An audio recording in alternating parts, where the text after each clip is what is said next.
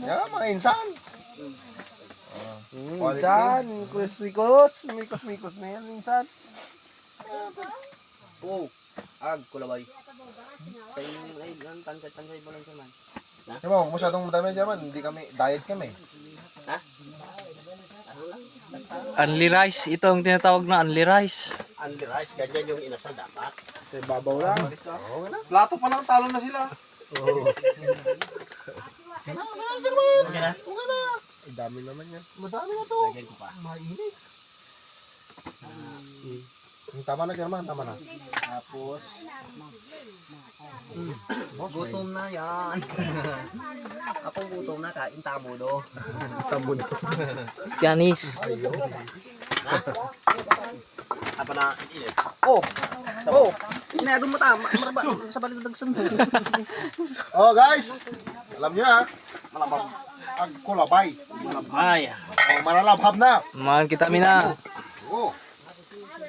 Manalabhab. Kita mina. Oh, yun. The best. lagay ko na Oh, yan. Yung gulay dyan sa gitna. Yun. Sabi ko na nga. Yan. Masarap pa sa akon to. Sarap naman yan. Mas masarap sa ano. Nakakabigay. Lakas. Grabe. Nakakabalik ito ng lakas. No, diba? Gusto ko to, German, sabaw. Lagay mo dito. Tango. lagyan natin dyan yung sabaw. Sabaw. Sabo-sabo. Sabaw-sabaw. Oh, mainit pa sa akon. Yan. Tapos yung sabaw. Quality. Dito lang, pwede na guys. Uncle, pwede na to.